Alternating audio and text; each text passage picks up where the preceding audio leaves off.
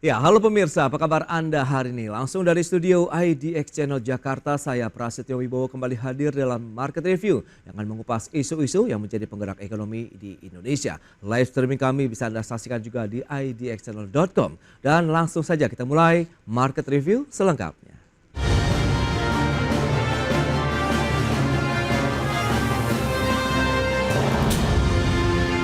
Ya, pemerintah mengakui ketergantungan Indonesia dalam platform digital semakin besar. Untuk itu, pemerintah mendorong akselerasi transformasi digital demi mencapai kedaulatan digital di Indonesia.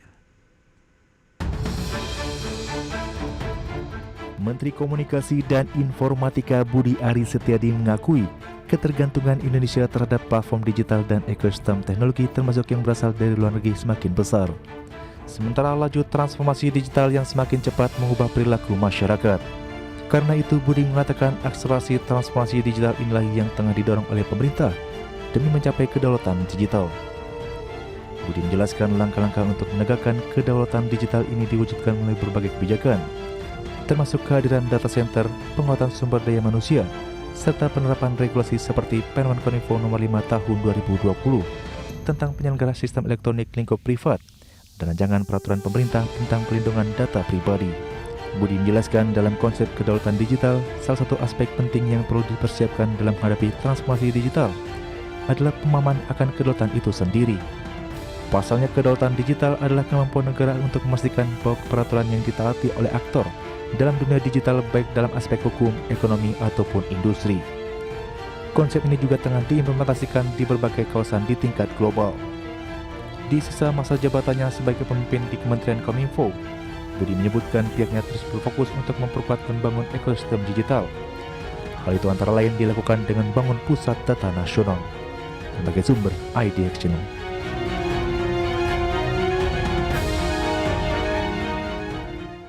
Ya, pemirsa, untuk membahas tema kita kali ini, transformasi digital menuju Indonesia Makmur. Sudah hadir bersama saya di studio IDX Channel, Bapak Muhammad Arif, Ketua Umum Asosiasi Penyelenggara Jasa Internet Indonesia atau APJI. Selamat pagi, Mas Arif. Pagi, Mas Pras. Salam sehat. Salam sehat selalu. Terima kasih juga atas kehadirannya. Dan kita sapa lagi ini sudah bergabung melalui Zoom. Ini Pak Heru Sutadi, Direktur Eksekutif Indonesia ICT Institute. Selamat pagi, Pak Heru. Selamat pagi Mas Pras, apa kabar? Selamat pagi Mas Arif. Pagi, Terpilih Mas yang Heru. kedua periode kedua untuk APJI, sukses selalu. Terima kasih. Ya, itu dia, kami ucapkan selamat juga nih Mas Arif ya, sudah terpilih kembali menjadi Terima Ketua kasih. Umum APJI 2024-2028. Baik, sebelum kita membahas lebih jauh, kita akan ya minta pendapatnya Mas Arif dulu begitu. Review lah terkait dengan kondisi saat ini untuk jaringan internet, perkembangannya, penetrasinya selama 10 tahun terakhir. Silakan. Ya, kalau kita melihat di era disrupsi digital sekarang ya, Mas Pras ya, kita mereview mungkin 10 tahun nih pemerintahan Bapak Jokowi ya di dua periode terakhir beliau. Ya kalau kita lihat 10 tahun sebenarnya perkembangannya cukup pesat. Ya kalau kita ini bisa dilihat dari jumlah anggota penyelenggara internet service provider juga. Ini menurut saya menggambarkan bagaimana memang animo atau perkembangan dari industri digital yang ada di Indonesia. Kemarin saya baru selesai melaksanakan musyawarah nasional. Anggota APJI saat ini ada 1.170 perusahaan. Tapi kalau kita berkaca 10 tahun lalu berarti ya kurang lebih ya sekitar tahun 2014-2015 mungkin saat itu anggota kita penyelenggara ISP baru sekitar 170 perusahaan. Wow, luar biasa sekali. Dalam 10 tahun perkembangannya ini ya 10 kali lipat. Nah ini bisa kita lihat bagaimana emang perkembangan dunia digital, perkembangan digital yang ada. Dan ini juga merefleksikan bahwa para penyelenggara ini bukan hadir dari kota-kota besar lagi, Mas Pras. Tapi mereka juga hadir dari kota-kota kecil, bahkan di kepulauan-kepulauan. Saya Sabang sampai Merauke ini hampir semua provinsi kalau data kita sudah ada penyelenggara. Dan ini merupakan, ya tadi, mereka bagaimanapun juga membantu penyebaran atau penetrasi infrastruktur digital yang ada di Indonesia. Tentunya seperti itu. Ya di luar itu pemerintah punya beberapa program ya kita tahu sama-sama. Ya ada Palaparing, ada BTS, Satria dan lain-lainnya itu juga saya rasa juga cukup membantu sebenarnya penetrasi untuk ke area-area yang rural ataupun 3T tadi ya di Indonesia. Itu dia, berarti penetrasinya luar biasa sekali dalam 10 tahun terakhir dari 100 anggota sekarang udah 1.170 ya. Dari anggota APJI ini luar biasa sekali. Pak Heru tadi, lantas bagaimana Anda melihat disrupsi digital begitu telah berdampak pada kegiatan sehari-hari masyarakat Indonesia setidaknya dalam 10 tahun terakhir ini Pak Heru?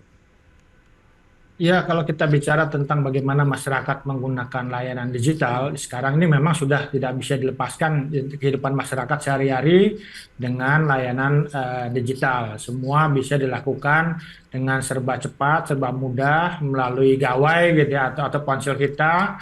Kita mau pesan makanan, mau pesan ride hailing, mau Oke. belanja atau segala macam, termasuk juga layanan di pemerintahan gitu ya. Apalagi kemarin ketika kita memasuki fase COVID-19, ini begitu cepat lagi transformasi digital dilakukan. Walaupun memang kalau kita bicara transformasi digital ini kan ada hal-hal yang memang mendukung gitu ya. Oke. Ada yang kita sebut dengan PPT, ada people, proses, dan teknologi. Nah, dari sisi people-nya, masyarakat begitu antusias menggunakan layanan digital, tapi memang juga ada kendala misalnya terkait dengan bagaimana edukasinya gitu ya, sehingga mereka tidak menjadi korban dari perkembangan digital yang mengglobal. Kemudian tentu juga kita bicara prosesnya bagaimana, karena di Indonesia ini kan masyarakatnya cukup beragam ya, Ya. ada dari kota, ada dari desa, Indonesia Barat, Indonesia Timur dengan masing-masing segala macam tantangan. Nah, ini yang tidak mudah juga. Bagaimana mentransformasikan mereka untuk ke arah digital. Karena kalau kita lihat saat ini, memang pengguna internet kita cukup besar gitu ya. Tapi kemudian banyak juga layanan yang kemudian juga memang memberikan dampak negatif pada masyarakat ternyata gitu ya. Sementara dari sisi teknologi ya kita juga cukup cepat ya mengadopsi perkembangan teknologi dari 4G sekarang memang sebagian sudah mulai 5G.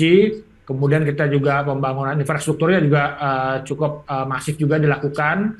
Walaupun memang tantangannya adalah bahwa kita agak terlambat nih dalam hal pembangunan infrastruktur. Oke. Merdeka Sinyal harusnya 2020, ini kan 2024 ini masih ada beberapa desa yang belum mendapatkan layanan internet misal gitu ya. Kemudian kecepatan internet kita juga masih belum pada tahap yang mungkin bisa disejajarkan dengan negara-negara tetangga di Asia Tenggara. Kita masih sekitar 22 megabit per second, sementara negara-negara lain di Asia Tenggara di atas kita. Di bawah kita hanya mungkin Myanmar gitu ya.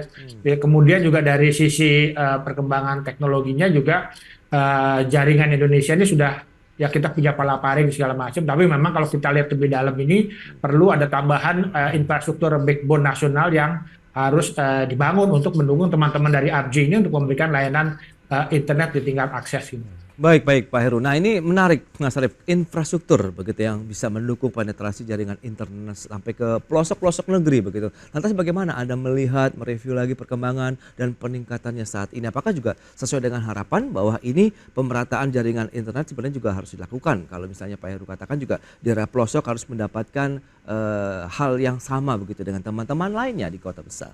Ya, ini memang yang menjadi isu di diskusi di internal kita di ABJI maupun di anggota, bagaimana banyak anggota-anggota baru tadi yang masih kesulitan mendapatkan akses terutama backbone di area-area yang memang tidak di perkotaan. Dan yang bukan hanya kesulitan infrastruktur, tapi juga masalah harganya juga berbeda. Jadi gini, kita mungkin di Pulau Jawa, Bali lah ya, saya rasa itu udah punya harga yang menurut saya udah sangat cukup efektif. Jadi sehingga masyarakat dapat menikmati layanan internet dengan cukup maksimal seperti itu. Tapi bagaimana dengan saudara-saudara kita yang memang masih di luar Jawa ya terutama dengan layanan backbone yang masih lebih mahal. Sehingga para penyelenggara ini tidak bisa menjual dengan maksimal. Mungkin dengan harga yang sama tapi kapasitas lebih rendah. Tadi yang Pak Heru sampaikan itu juga ada benarnya ketika mungkin secara harga mungkin kita jual 100 sampai 200 ribu misalnya ya. Tapi kualitas layanannya berkurang karena harga bahan bakunya ini, harga backbone-nya ini masih cukup mahal. Dan ini memang yang masih jadi kendala-kendala. Bagaimana kalau ke depan kita mau meningkatkan kualitas internet tadi bukan hanya harga tapi hanya kualitas juga itu penting. Jadi ini jadi PR kita bersama bagaimana ke depan sinergitas antara pemerintah dan juga pihak-pihak swasta menjembatani problematika ini sehingga masyarakat yang memang berada bukan di perkotaan tetap dapat mendapatkan internet dengan baik dan berkualitas. Oh itu dia, lantas sinergitas seperti apa yang diharapkan dari pelaku usaha, begitu kemudian penyedia jasa layanan internet sendiri seperti apa, kita bahas nanti di segmen berikutnya. Kita akan jeda sebentar dan pemirsa pastikan Anda masih bersama kami.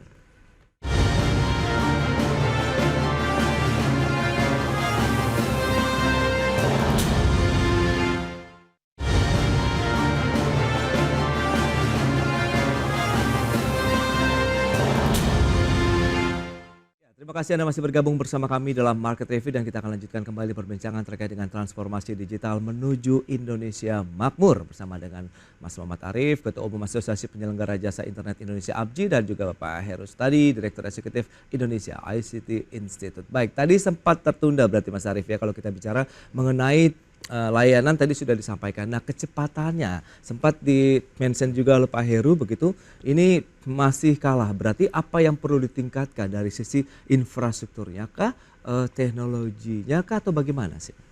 Iya, jadi kalau benar yang tadi Pak Heru sampaikan, memang di dunia ini rata-rata kecepatan kita masih sekitar 22 sampai 25 megabyte per second.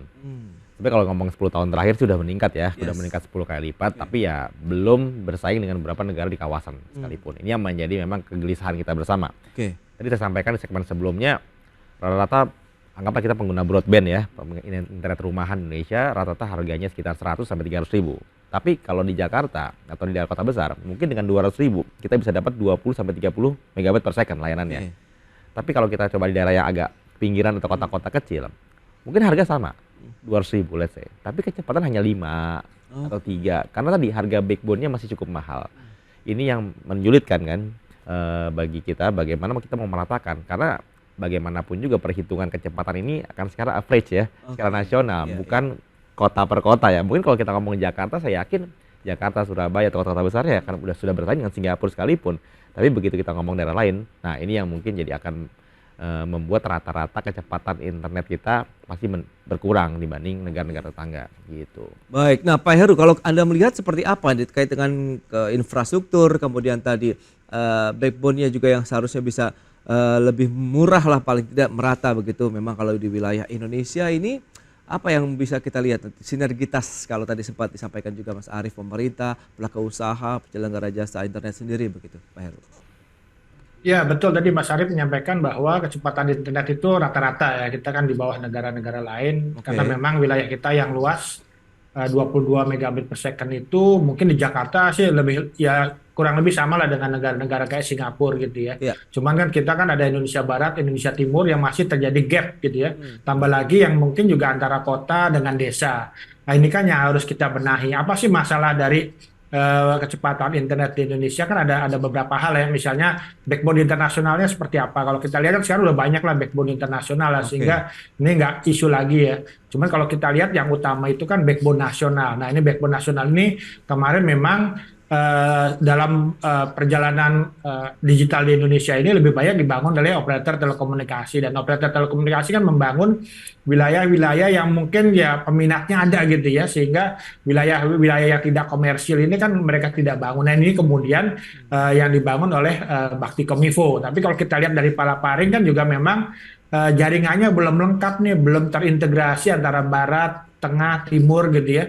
Kemudian juga terutama wilayah timur Indonesia, sehingga kita melihat bahwa kolaborasi, sinergi antara pemerintah, operator telekomunikasi, kemudian juga penyelenggara jasa internet ini nggak bisa dihindari gitu loh. Dengan kerjasama ini ya kita bisa nanti makin memperkuat backbone-nya diperkuat, kemudian juga jaringan aksesnya diperkuat. Kemudian juga mungkin juga tantangan tarif juga bisa lebih terjangkau gitu ya. Karena kalau misalnya tadi dikatakan Mas Arif Pangga bahwa kalau semua ini yang membangun mungkin penyelenggara jasa internet atau operator telekomunikasi ya tentu akan sangat mahal, sehingga memang intervensi pemerintah juga diperlukan gitu ya. Dan pemerintah kan punya, Kementerian Kominfo punya bakti yang mungkin bisa membangun di wilayah-wilayah yang tidak komersial yang mungkin biayanya lebih mahal, sehingga nanti dapat dimanfaatkan oleh operator telekomunikasi, dapat dimanfaatkan oleh penyelenggara jasa internet Indonesia.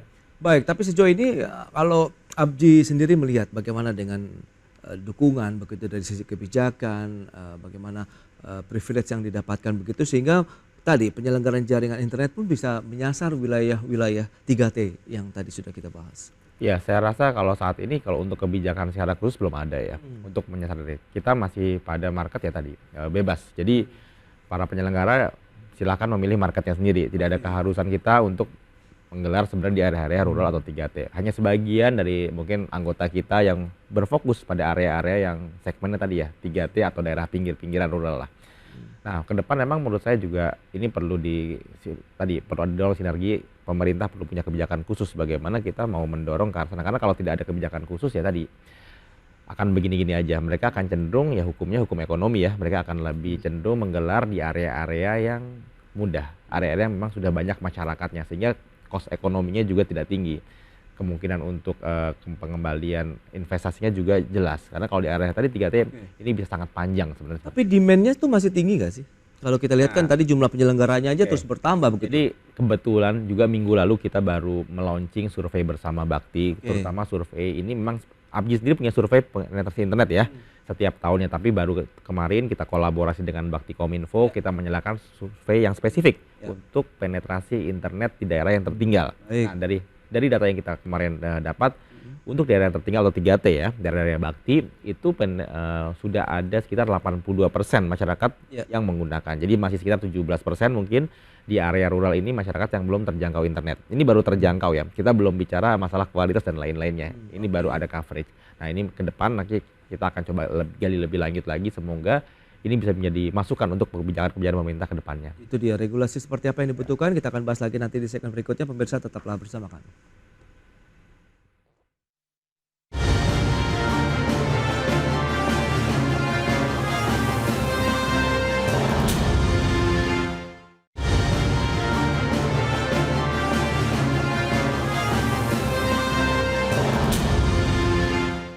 Ya, Anda masih menyaksikan Market Review. Kita akan lanjutkan kembali terkait dengan bagaimana perkembangan internet di Indonesia dalam 10 tahun terakhir. Dari 100 penyedia jasa layanan internet sekarang sudah lebih dari 1.170. Wah, ini luar biasa sekali. Pak Heru, lantas bagaimana Anda melihat dengan posisi layanan internet di Indonesia? Kemudian sejauh mana nanti kan dampak-dampaknya keekonomiannya, begitu peningkatan kesejahteraan masyarakat di daerah-daerah lah. Kalau kita lihat jaringan internet ini kan seperti ibarat infrastruktur jalan tol begitu ya Mas Arief ya. Ya kalau sudah dibangun ini bisa memberikan manfaat yang multiplier effect juga nih kepada masyarakat sekitar. Silakan Pak Heru. Ya, jadi kalau kita lihat memang ekonomi dunia itu berubah. Yang tadinya berbasis jalan raya, mobil gitu, sekarang berbasisnya adalah internet dan juga ponsel. Ini yang kemudian kita sebut dengan ekonomi digital. Dan kalau kita lihat memang ada korelasi yang positif antara pembangunan infrastruktur dengan pertumbuhan ekonomi nasional. Apalagi misalnya kemarin kita juga diskusi bahwa nanti di bawah Pak Prabowo ini kan ekonomi diharapkan bisa tumbuh 8% gitu ya. Ini akan sangat sulit kalau misalnya infrastruktur digital tidak dibangun, ekosistem digital juga tidak diperhatikan. Karena kalau kita lihat sekarang ini pertumbuhan ekonomi digital kan juga masih di bawah harapan ya. Kita masih 82 miliar US dollar, padahal harapannya adalah 125 miliar US dollar di 2030, bahkan 5.000 triliun hitungan kita gitu. Nah, dengan infrastruktur ini bisa sampai ke desa-desa, sampai ke daerah-daerah, ini kan mereka juga nanti bisa mengembangkan potensi daerah. Karena sekarang ini kalau kita bicara ekonomi digital, kita membeli produk itu atau menjual produk tidak hanya mungkin kalau dulu kan tingkatannya kelurahan, kecamatan atau provinsi gitu ya. Sekarang ini kita udah bisa membeli produk dari mana saja gitu ya. Nah, sehingga memang infrastrukturnya harus dibenahi, ekosistemnya juga harus dibangun dengan talenta digital yang di daerah juga ditingkatkan. Bagaimana UMKM juga kemudian didorong untuk memanfaatkan layanan digital, bertransformasi ke digital ya, sehingga ekonomi secara bersama-sama juga akan tumbuh, dan harapan nantinya ekonomi yang pertumbuhan ekonomi menjadi lebih besar lagi dibanding sebelumnya itu bisa terlaksana mudah-mudahan. Baik, nah bicara mengenai dukungan SDM dalam pengembangan infrastruktur, kalau ini bicara mengenai transformasi digital begitu ya, Mas Arief, Anda melihat bagaimana? Apakah ketersediaan SDM-nya juga sudah mumpuni dalam artian pun merata ya dari kota-kota besar, rural dan lain-lain begitu? Ya, saya melihat sebenarnya even di industri kita sendiri ya, banyak SDM ini autodidak menurut saya. Bukan benar-benar apa ya, memang mereka belajar dari awal untuk sampai ke tingkat tertentu gitu ya. Kedepannya masukan saya juga ke depan untuk pemerintah ya, bagaimana kurikulum digital ini harus dimasukkan ke kurikulum sekolah. Karena ke depan ya tadi bukan hanya infrastruktur yang kita tingkatin, bukan hanya kualitasnya, tapi si pemakainya juga, usernya juga, SDM ini, talenta digital ini yang sebenarnya juga akan berperan penting ke depan, bagaimana mereka dapat menggunakan teknologi ini dengan positif, dengan efektif dan juga produktif kan gitu ke depannya. Jangan sampai ketika memang ada infrastruktur digital, kualitasnya bagus, tapi tidak digunakan dengan maksimal. Akhirnya ini juga jadi suatu kontraproduktif juga ya buat masyarakat kita ke depannya. Ini juga harus selaras bagaimana tadi kurikulum digital harus dimasukkan juga ke sekolah-sekolah ke depan. Itu dia Seperti itu. menarik. Jadi semenjak dini sudah dipersiapkan sebenarnya. Yes, jadi memang sudah tersedia begitu dalam ya artian ilmunya pun sudah didapatkan sejak awal sehingga nanti mungkin tinggal prakteknya saja di lapangan. Nah, lantas Anda melihat bagaimana ke depan begitu? Apakah peran Abji sendiri pun bisa mengambil posisi bahwa kita juga ikut mempersiapkan SDM, Ya. bagaimana infrastrukturnya pun juga siap untuk kita genjot lebih jauh lagi begitu? Ya tentunya kita sebagai komunitas terbesar ICT di Indonesia kita juga punya peran tadi. Bagaimana kita juga terus berkolaborasi dengan berbagai macam pihak yang memang fokus tadi untuk masalah literasi digital. Karena ini penting sekali, tapi tadi balik lagi. Ketika memang ini sifatnya hanya situasional, ini tidak akan mengakar. Dan ini yang menurut saya baik tapi situasional saja. Dan kita berharap ya tadi bukan hanya seperti ini, ke depan kita juga tidak pengen hanya situasional aja, kita pengen ini kontinuitas sehingga dari dini sampai mungkin level lanjut sudah dipersiapkan bagaimana menggunakan teknologi dengan baik dan benar. Oke, nah Pak Heru, lantas tantangan apa saja yang perlu diantisipasi ataupun bahkan dimitigasi terkait dengan nanti misalnya jaringan internet kita benar-benar bisa kita masifkan sampai ke seluruh pelosok negeri? Ya tentu kita perlu percepatan pembangunan infrastruktur broadband ya, baik itu backbone nasional termasuk juga akses terutama untuk wilayah-wilayah yang 3T non komersial Indonesia bagian timur. Kemudian juga tadi masalah ekosistemnya juga harus dibangun. Kita setuju tadi Mas Arief untuk menyediakan atau memasukkan kurikulum digital ke sekolah-sekolah. Tapi memang juga tidak hanya coding ya. Sekarang ini kan semua kalau digital coding semua. Padahal ketika kita bicara digital kan ada digital business, ada digital art, digital creation segala macam yang juga perlu kita kembangkan. Cuman memang catatan kita adalah bahwa ini masalah keamanan siber dan keamanan data juga harus dijaga nih di Indonesia nih. Karena dengan beberapa peristiwa yang cukup sering terjadi, kena ransomware, kemarin juga data pajak juga bocor segala macam, kita khawatir bahwa nanti masyarakat juga nggak percaya untuk menggunakan layanan digital, sehingga memang perlu perbaikan juga bagaimana kita meningkatkan keamanan digital kita, keamanan siber kita juga bagaimana memperkuat pelindungan data masyarakat agar penggunaan teknologi digital, infrastruktur digital ini menjadi penggunaan yang lebih bermanfaat, lebih memberikan value dan juga peningkatan ekonomi masyarakat. Oke, itu dia yang cukup hot topic ya belakangan ini ya terkait dengan keamanan cyber. Abji sendiri bagaimana mengambil posisi untuk bisa menjaga keamanan juga nih data-data yang menggunakan fasilitas internet? Ya kita sendiri dari kemarin juga sudah berkoordinasi dengan baik itu dengan Kominfo, dengan beberapa badan lembaga pemerintah yang memang punya wewenang masalah keamanan cyber. Tapi ini sekedar masukan juga ke depan bagaimana saat ini kita belum bisa menentukan siapa sih sebenarnya yang benar-benar harus menjaga keamanan cyber Indonesia. Karena ada beberapa badan yang menurut saya punya kepentingan yang serupa. Dan ini juga menyulitkan kita ke depan untuk berkoordinasi siapa yang benar-benar punya wewenang untuk menjaga kedaulatan cyber Indonesia. Ya mungkin kita udah mulai berpikir seperti beberapa negara maju, kita udah siap untuk membuat angkatan keempat untuk keamanan cyber ya. Karena ini tantangan yang memang nyata ke depannya. Baik, Pak Heru, terakhir bagaimana optimisme harapan Anda dengan perkembangan ya kita tahu penetrasi internet juga semakin meluas dan nampaknya nanti diharapkan bisa membuat Indonesia semakin maju dan makmur. Ya kita harus optimis karena ekonomi digital itu adalah ekonomi kerakyatan yang sesungguhnya gitu ya. Tapi memang kita jangan cukup berpuas diri, banyak PR yang harus diselesaikan, infrastruktur, keamanan siber, keamanan data yang butuh perhatian pemerintah dan juga tentu masyarakat semua untuk bisa berkolaborasi bersama memanfaatkan digital ini secara lebih bermanfaat dan memberikan nilai tambah bagi kita semua. Baik, intinya memang harus bergandengan tangan begitu ya Pak Heru, Mas Arief ya, antara pelaku pemerintah begitu untuk bisa meningkatkan lagi penetrasi jaringan internet, pembangunan infrastruktur dan iklim usahanya dan tentunya membentengi masyarakat juga begitu terkait dengan penggunaan internetnya sendiri. Pak Heru, terima kasih banyak atas kehadirannya dan juga analisis yang diberikan. Mas Arief, terima kasih juga atas kehadirannya di studio pada hari ini. Sukses juga untuk Abji ke depan ya. Terima kasih. Baik pemirsa, jangan beranjak dari tempat Anda karena sesaat lagi kami masih akan kembali dengan tema menarik lainnya terkait dengan industri retail yang tertekan dengan penurunan kelas menengah di Indonesia. Sesaat lagi. Terima kasih Mas Arief. Mantap.